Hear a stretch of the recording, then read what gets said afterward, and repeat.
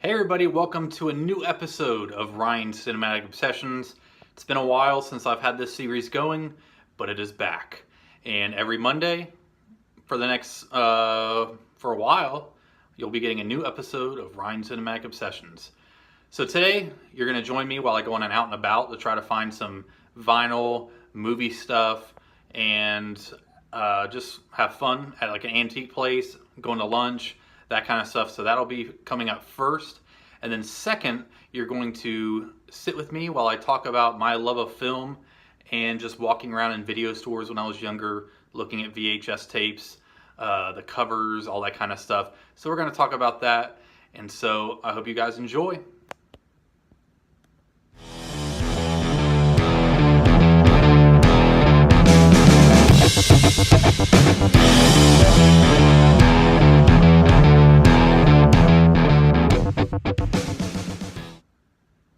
All right, everybody, here is the out and about that took place this past Saturday. Hey everybody, Ryan here coming at you with another video. Now this video is going to be an out and about. I'm at my favorite antique place in Jacksonville, Avonlea Antiques. I've done many videos here, so why not just do another one? I'm on the lookout for maybe some vinyl, some old books, movie stuff. So thanks for joining me. Let's go inside.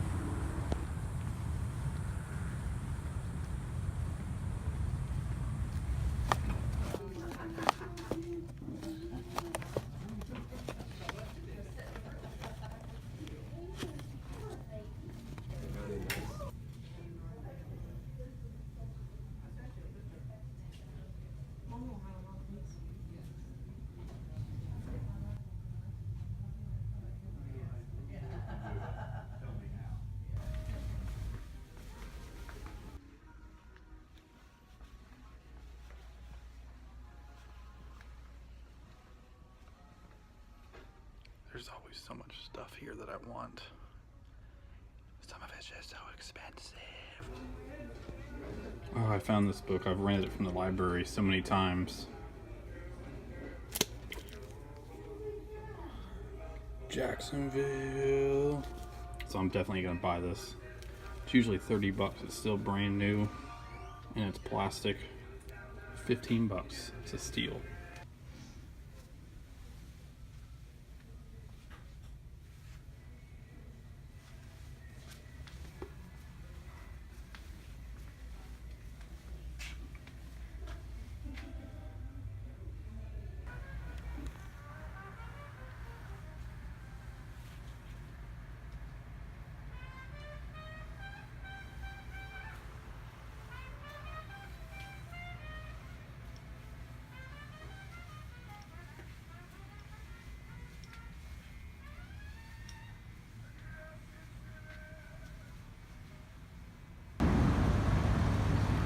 It's lunchtime.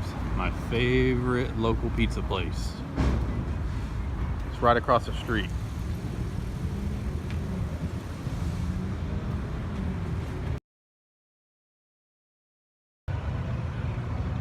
All right, everybody. Well, I hope you enjoyed this segment of Ryan's Cinematic Obsessions.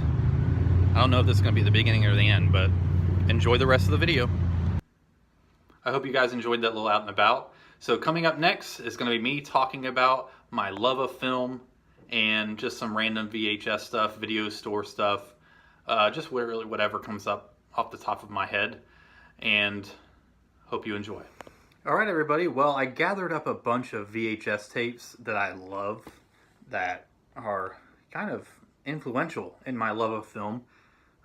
Like I've said many times before, I've always been a film person. In fact, my mom is a huge cinephile herself. She is one of the main reasons why I got into film. Growing up watching movies with her, the classic silent films, and she just introduced me to a lot of different things. And so film was always a big part of growing up in my house. And I remember waking up late at night, going out, and my parents would be awake and they'd have it on like AMC back when they showed classic films. And I remember watching like Casablanca, The Sands of Iwo Jima, different war films, just a bunch of different movies that weren't really mainstream at the time.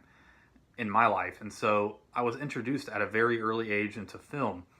And my mom would say this, and I'm going to say it too. Since I was a kid, Batman was my jam. That was my favorite film. I watched it so many times on VHS, and I was a huge Michael Keaton fan. I've talked about that on my channel a lot, that, you know, to this day I own every Michael Keaton movie, and he has been my favorite actor. I mean, he's not the greatest, but he's been my favorite actor since I could remember. Like, I can't think of somebody else earlier that I loved more than Michael Keaton.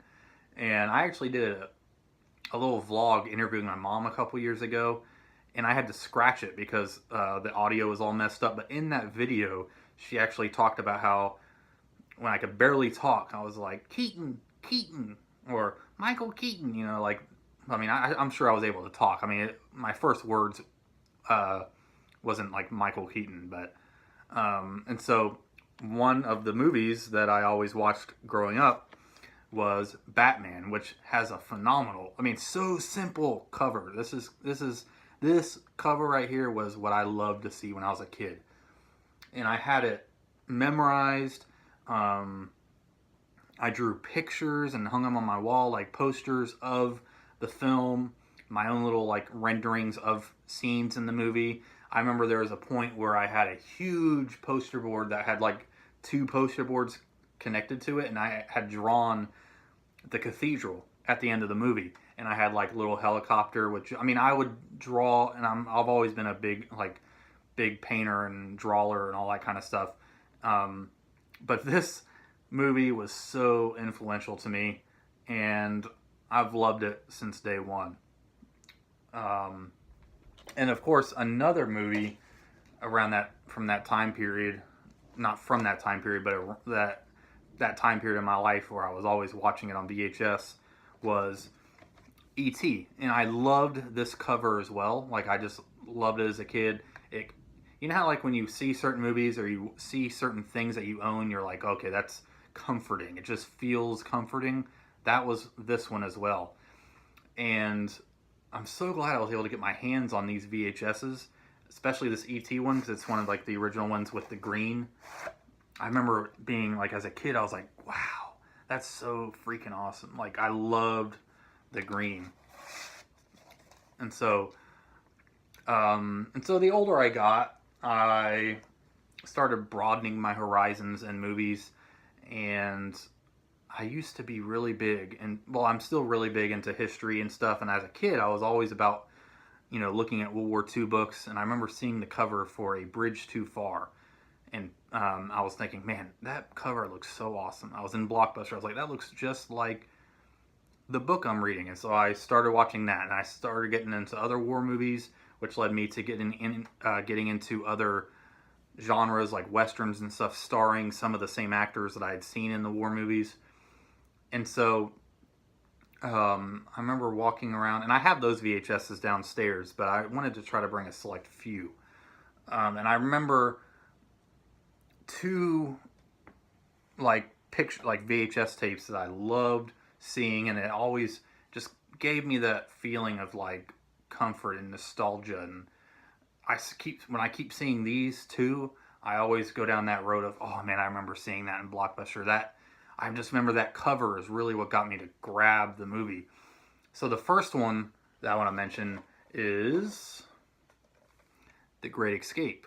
And it was this exact edition, the MGM UA home video with the gold band on top. That was a common theme, it seems like, with these VHSs that I loved, because the Bridge Too Far one was also an MGM. The next one I'm going to show is also an MGM with the gold on the top. The Bond movies that I fell in love with when I was younger, they were all the MGM with the gold on top before they re-released them, you know, with like the THX remastered editions and stuff. So yeah, A Bridge Too Far. No, The Great Escape with, you know, Steve McQueen, James Gardner, Richard Attenborough, Donald Pleasence, Charles Bronson. This film was one of my favorites as a kid, and it's one of my all-time favorite films now. I have it on DVD, I have it on Blu-ray, and it's never going to get old. Unfortunately, this VHS, when I bought it a few years ago, I found it on eBay for really cheap. I dropped the package, and I have multiple VHS players. So like I don't VHS players, VCRs. It is a VHS player, but everybody calls them VCRs. I dropped it, and so the back has the cover missing, but it's all good. And in fact, after I got that, I put it in the VHS just for nostalgia purposes and watched it. So the next one, of course, was The Good, the Bad, and the Ugly. I just remember saying, oh man, this guy is so awesome. Clint Eastwood. All I had known from about Clint Eastwood at this time, when I first saw this when I was very young, was the references to Clint Eastwood in Back to the Future Part 3, where he was like, Clint Eastwood, and just everything about Clint Eastwood. And so this was actually my introduction into Clint Eastwood when I was very young. Unfortunately, I didn't see this. I saw this cover at Blockbuster, and I never did rent it.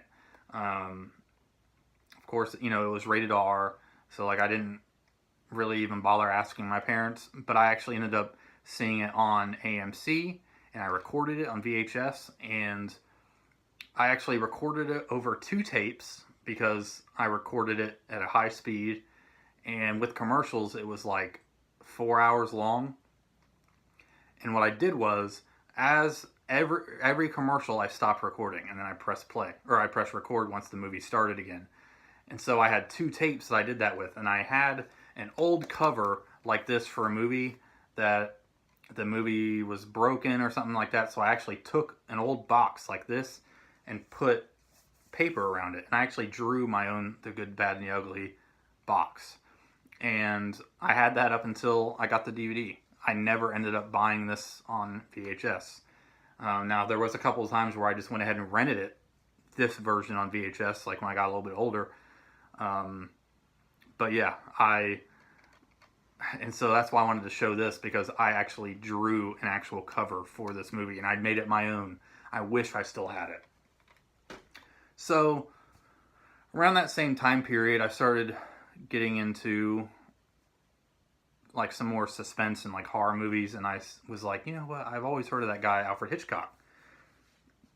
I need to see one of his movies. And I remember walking in Blockbuster and coming across this Vertigo, and it was this exact, not the exact tape, but this exact release with the picture of Jimmy Stewart hanging. And for some reason, when I saw that and I saw the fear in his face, I was like, oh my gosh, I need to rent this. I need to see it. And I fell in love with Hitchcock.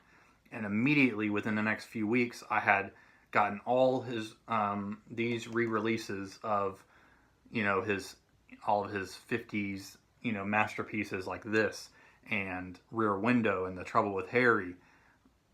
And I actually didn't end up catching Psycho because it was rated R, and I didn't bother asking my parents to, like, I didn't feel like getting turned down because it was rated R, which I think they would have said yes for a lot of them, because I was still really young.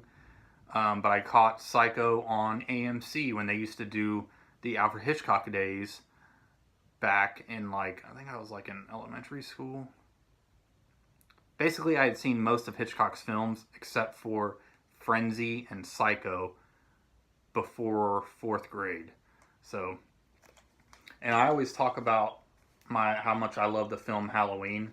It's one of my all-time favorite movies, and for a long time I was obsessed with it, and I still buy everything Halloween. And I remember going over to a friend's house, and I actually still have this one factory sealed, and I saw this Blockbuster Presents VHS in his collection, and we watched it, and I was blown away by it. And I always remembered, because I kept looking at the box saying, gosh, that guy just looks so, Michael Myers is so creepy.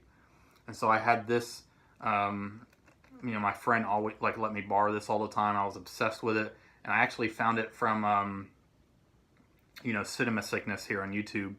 He actually sold me this one for only like a couple bucks, and it's still factory sealed. And just for nostalgia reasons, I wanted to own it. And I actually have another VHS that I'm getting ready to show that's already open, so I didn't really need to bother to open up this one. But of course, this was when Anchor Bay and a bunch of those companies like Warner Brothers that did The Exorcist as well, they came out with these like special edition clamshells, and I have one for The Exorcist downstairs, but yeah, I wanted to show this off too. Halloween. And that's just a pretty sweet cover of the, you know, that's the original poster. But yeah, that's pretty much it for this segment. I just wanted to help me get back in the swing of things. I wanted to wait a week or so before I start doing actual reviews of stuff, because I wanted just to get back into talking to the camera. It's been a while since I've actually just sat here and talked with the camera. And I get to show these off. Thumbnail. And yeah, and so I got a lot of stuff I'm going to be talking about over the coming weeks. So hopefully you guys are interested. So that's going to conclude this segment. Hope you guys enjoyed. I will see you. All right, everybody. Well, that concludes this first episode of Ryan's Cinematic Obsessions. It's been a while, and I'm so glad to be back, getting back in the swing of things.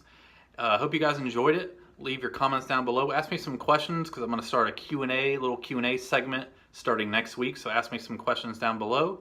Next week, we're going to be talking about some Argento films. So I hope you guys are looking forward to that. And I have the next month and a half planned out. And so I'm very much looking forward to sharing my love of film with you guys again. And so I will see y'all next week. See you later.